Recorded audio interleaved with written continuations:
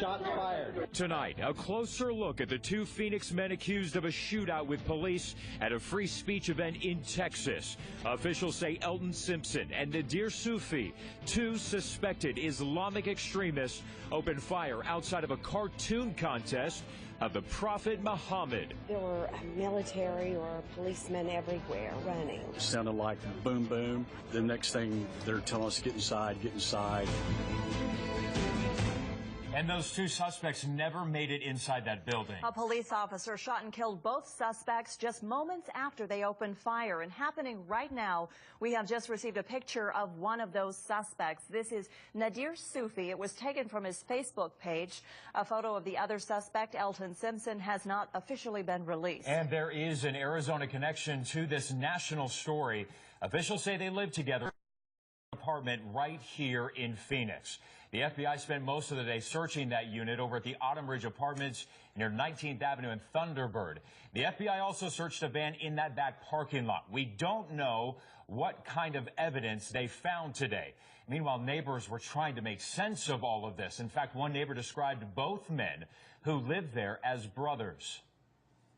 Seemed like a nice guy, you know, so I was kind of shocked on that. But no, he seemed nice. He went by a Muslim name and that, so I didn't know it. That's why we just watched it on the news. Meantime, authorities believe Elton Simpson was behind a tweet posted just minutes before the attack saying, "May Allah accept us," and with the hashtag Texas Attack.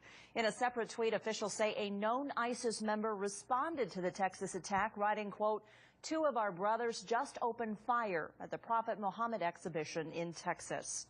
We do have live team coverage for you on this developing story. Mike Watkis has reaction from people right here in Phoenix who knew these suspects. But we begin tonight with Fields Mosley with more reaction and more information on why federal investigators had been tracking the suspect, Elton Simpson, for several years. Fields? You know, they certainly were, Brandon. And you can see that the FBI started tracking Elton Simpson when you look at this paperwork. That was in 2006. They felt he might be part of a group trying to travel to another country to train with terrorists. Need everybody to remain calm, become orderly. Police moved to secure the community center in Garland, Texas Sunday night, not knowing if there were more suspects outside. The two heavily armed men already shot dead by police include Elton Simpson, an American Muslim. The two gunmen that were involved in the shooting in Dallas earlier today were determined to be from Phoenix. As agents went through his North Phoenix apartment overnight, we learned how the FBI started tracking Simpson 9 years ago. Court paperwork shows agents paid an informant who attended Simpson's get close to him and record conversations. It took 2 years, but in mid-2009, Simpson allegedly said, "People fighting and killing your kids, and dropping bombs on people that had nothing to do with nothing. You got to fight back. You can't be just sitting down smiling at each other." There were other conversations about joining a jihad in Somalia, but getting there by lying about going on a school trip to South Africa. The paperwork quotes Simpson saying, "It's time to go to Somalia, brother." And, "It's time, I'm telling you, man. We're going to make it to the battlefield. It's time to roll." Agents questioned Simpson about those conversations, but he denied having discussions about going to Somalia. Now, a grand jury indicted Elton Simpson in January 2010, but as that case progressed, the judge threw out the most serious charges, saying prosecutors failed to prove that Simpson's travel plans were terror-related. He received probation and never went to jail. As for the second suspect in this case, Nadir Sufi, he was Simpson's roommate. He was a pre-med student, we've learned, at the University of Utah from 1998 to 2003, but did not get his degree. Now, I couldn't find any federal criminal cases against him, but he did own a business called Cleopatra Bistro Pizza and faced a lawsuit for illegally showing a fight on TVs at that restaurant, and the restaurant is now closed. As we get more information, of course, we'll bring it to you. Live in the newsroom, I'm Fields Mosley, 3TV. Fields, thank you. And as we are learning more about these suspects tonight, one thing is becoming pretty clear here. Anybody who knew the men is shocked to hear that they were involved in that Texas shooting.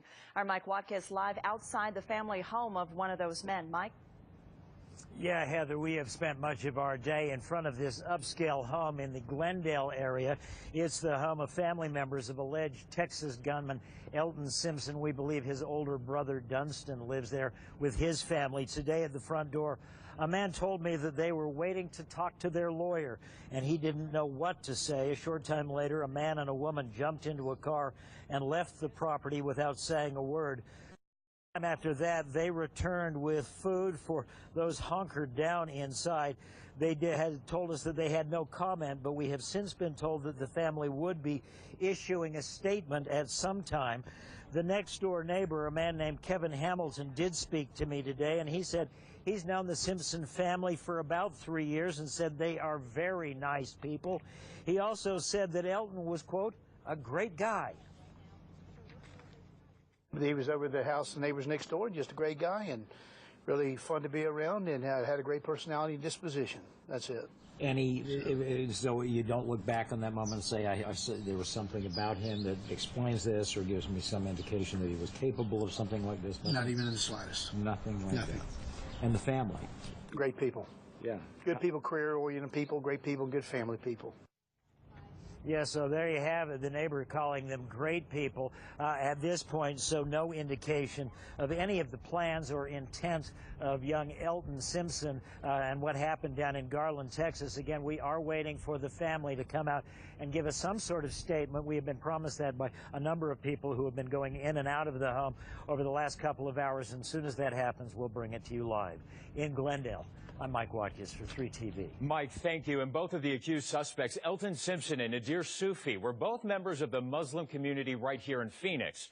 Simpson last visited a Valley mosque just months ago, and apparently there were no obvious signs of any radical behavior.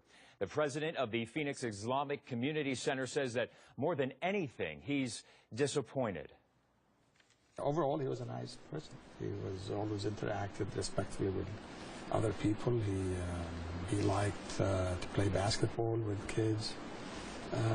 So he was always had a smile on his face, very personable person. Nadir Sufi is also a member of that mosque, and again, members there shocked to learn of what happened today. Our team coverage continues right now with a closer look at how authorities are now tracking potential terrorists right here in Arizona. Christina Estes has been working that angle all day long. She joins us live with new information tonight. Christina?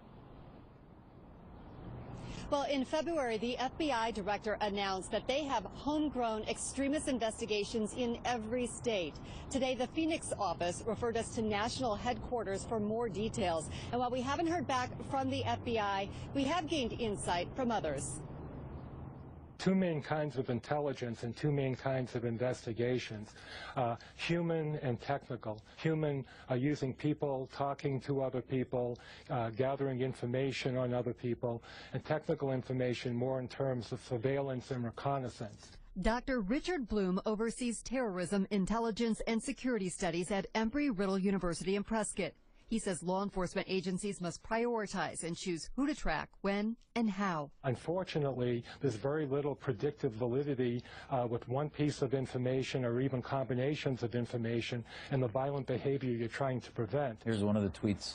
Dr. Zuhdi Jasser has experienced a kind of virtual violence. As president of the American Islamic Forum for Democracy, he criticizes the idea of an Islamic State and sometimes receives threats. Please kill Dr. Zuhdi Jasser, as he's an apostate and human garbage who deserves a bullet in his skull. Dr. Jasser says an intervention is needed. Until we teach our youth that America is a force of good and our military is a force of good, and not be apologetic about our military, destroying Muslim countries and all this other narrative that's negative, you're not going to do any counter-radicalization. Dr. Bloom, that terrorism expert at Embry-Riddle, expects we'll see more cases involving who are not formally affiliated with groups. He says we'll see people making psychological connections through social media who decide to grab a gun or build a bomb and attack innocent people. Reporting from Phoenix, I'm Christina Estes.